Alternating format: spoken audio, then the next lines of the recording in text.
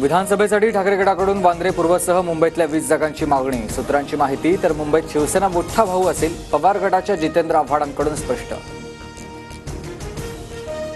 नवाब मलिक आमदार असलेल्या अणुशक्तीनगर मतदारसंघावर महाविकास आघाडीतील तिन्ही पक्षांचा दावा. रवींद्र पवारांसाठी पवार गटाकडून अणुशक्तीनगरच्या जागेची मागणी. सूत्रांची माहिती. भागीरथ भालकेंनी घेतली शरद पवारांची भेट. भागीरथ भालके लवकरच पवार गटात प्रवेश करणार.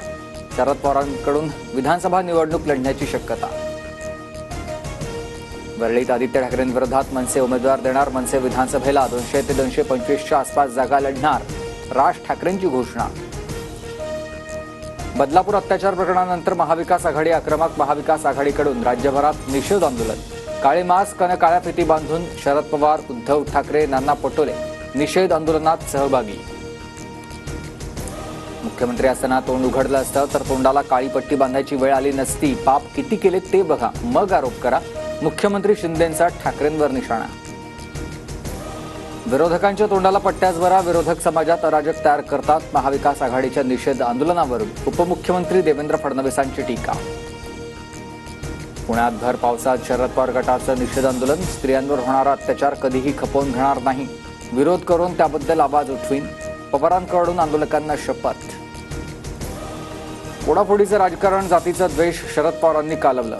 सरकार आल्यावर करून दाखवा, आता काय शपथ घेता. राज ठाकरे यांचा पवारांवर निशाणा.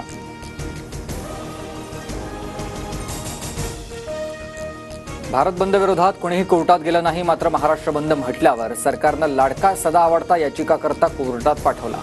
ठाकरे गटाचा गुणरत्न सदावर्तेंवर निशाणा. महाविकास आघाडीच्या मुकमोर्चाला जागर जाणीव यात्रेमधून उत्तर. अमरावती, मुंबई, ठाणे, छत्रपती संभाजीनगरात भाजपचं जागर जाणीव आंदोलन. बदलापुरातील अत्याचाराच्या घटनेबाबत संवेदना व्यक्त. अत्याचार करणाऱ्या नराधमांना फाशीची शिक्षा व्हावी. नराधमांचे गुप्तांग कापा. अजित पवारांचा संताप. यवतमाळमध्ये लाडकी बहीण योजना कार्यक्रमात शिंदेंच्या भाषणादरम्यान महिलेचा गोंधळ. पतीला मारहाण झाल्याची तक्रार पोलीस घेत नसल्याचा महिलेचा आरोप. युनिफाईड पेन्शन स्कीमला केंद्र सरकारची मंजुरी. 25 वर्ष सरकारी नोकरी करणाऱ्या कर्मचाऱ्यांना यूपीएस पेन्शनचा लाभ मिळणार. 1 एप्रिल 2025 पासून यूपीएस पेन्शन लागू होणार.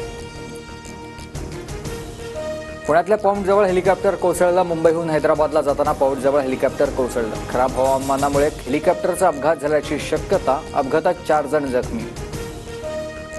पुण्यातील खडकवासला धरणामधून मोठ्या नदीत 23,000 क्युसेकनं विसर्ग. भिडे पूल वाहतुकीसाठी बंद. प्रशासनाकडून नागरिकांना सतर्कतेचं आवाहन.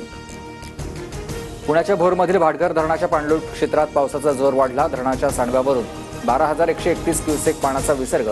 नदीकाठच्या गावांना सतर्कतेचा इशारा. छत्रपती संभाजीनगरमध्ये मुसळधार पाऊस. पावसामुळे शहरातील रस्ते जलमय. रस्त्यांवर पाणी साचल्यामुळे वाहतूक व्यवस्था विस्कळीत.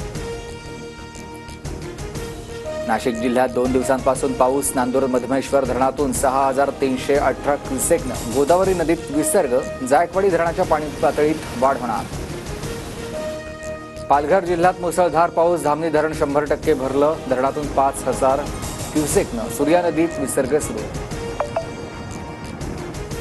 राज्यभरात पाऊस परतला. पुणे, सातारा, रायगड जिल्ह्याला उद्या रेड अलर्ट तर नाशिक, जळगाव, पालघर, ठाणे आणि रत्नागिरी जिल्ह्याला ऑरेंज अलर्ट.